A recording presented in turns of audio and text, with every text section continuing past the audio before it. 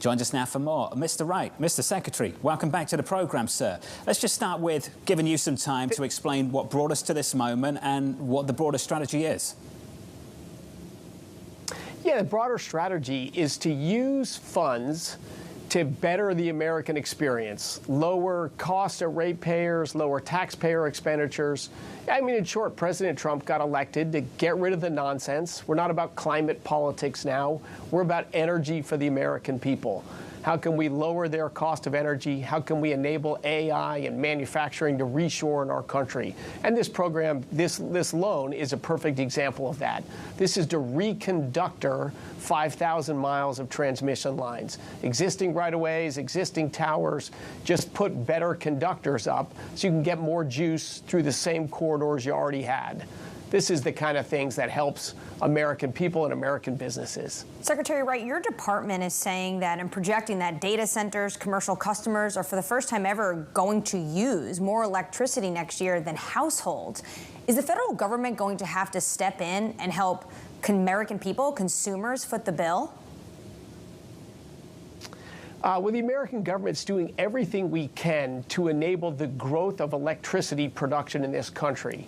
You know, the last administration was about energy subtraction, trying to get rid of things they didn't like and subsidize things that are unreliable, that use a lot of land and drive up electricity prices. So, yeah, we're trying to reverse a tidal wave. That's a challenge, but we're going to do it. And ultimately, AI is not going to make electricity more scarce and more expensive in the country. It's going to make electricity more abundant, more reliable, and ultimately more affordable.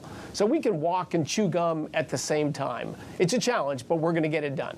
Well, the administration, though, has purged some clean energy projects. Do you want a whole of energy approach or just specific types?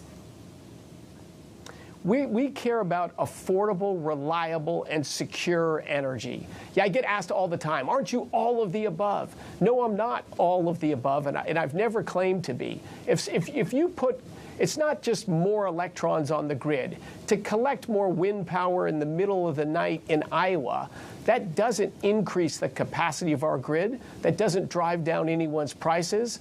It doesn't allow us to reshore manufacturing or data centers here. The electricity grid's very different than your gas tank. What matters is having reliable power to meet peak demand times. If you're not there at peak demand time, you don't add any value to the grid, you just add expense.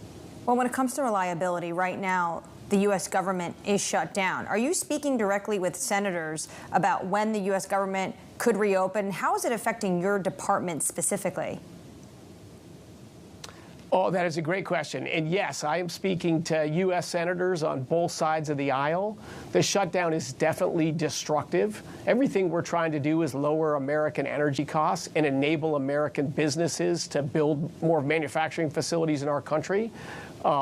Losing workers, having uncertainty, having funds frozen or uncertain, that's not helpful. If I can give one example. We are modernizing our nuclear weapons stockpile at the Department of Energy. That's done by about 100,000 contractors. They're not government employees. They're contractors. So they're not going to get back pay. We've been paying them to date. But starting tomorrow, Monday at the latest, we're not going to be able to pay those workers. If that continues on for long, they may get other jobs. They're going to stop their efforts to modernize our nuclear weapons to guarantee the sovereignty of our country. Secretary That's not Wright? something we should mess around with. Are you saying you are furloughing Yes. employees at the National Nuclear Security Administration, which keeps our nuclear stockpile in check? We have not furloughed anyone yet, but we will be out of funds by tomorrow or early next week. So we will be forced to do that if this shutdown continues. I desperately do not want to do that, but I have to follow the law. Well, what does this mean for our national security posture? Of course, we keep people for emergency services. Our existing nuclear stockpile will be secure and will be ready. But the modernization program to replace our older weapons with new modern weapons, that's a key part of my job. We're just ramping those efforts up. We're just getting momentum there. To have everybody unpaid and not coming to work, that will not be helpful. I'm adamantly in favor of ending this shutdown as soon as we can. Unfortunately, Chuck Schumer's worried more about AOC than America's nuclear safety. That's just deeply un-American. I'm very disappointed with the Democrats. We have a clean CR to just continue the Biden-level spending we had before. It's got bipartisan votes in the House and the Senate multiple times. It's just a small number of Democrats that are standing out thinking they're going to win new subsidies by holding our modernization of our nuclear stockpile hostage. This is deeply irresponsible. We also have at this moment a current trade war between the United States and China with a lot of hot rhetoric the past few weeks. What is the department doing in terms of sourcing rare earth minerals that come from China? And China right now is trying to really put a chokehold on them. Yes, that is another critical effort at our department and across the Trump administration. We have made ourselves far too dependent on, as you say, critical minerals and products that come from them, that come from China. We have an across our department and across the administration effort to reshore the mining, the processing, the manufacturing for these critical projects in our country or in our friends, neighboring countries or close allies of ours. This is an absolute critical effort of the Trump administration, but it's going to take time. It's years that dug us in this hole. It's going to take us many months, hopefully not many years, to get out of it. We will achieve it during the Trump administration, but you're right, we're vulnerable today, and that's at a loss to Americans. 4 years of unserious government focused on climate change and energy subtraction, outsourcing anything that consumed energy out of our country. That was deeply destructive. It angered Americans, and it elected President Trump. We need to fix it. You come from the private sector. Are you comfortable with the president taking stakes, equity stakes, in some of these companies that he deems critical for the U.S. national security? I am, and let me tell you why. China has used market forces to push us out of all these critical industries. As soon as we invest money, or American businesses invest money, to mine samarium or process that in the United States, they flood the market, drive the prices down, and people can't raise equity capital. They can't develop those resources.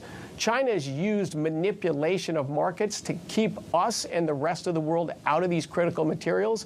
We need to do things differently to make it so it does work for American businesses to do these things in our country. That means the government providing loans, the government's providing equity capital, the government's providing other out-of-normal market mechanisms to make it happen.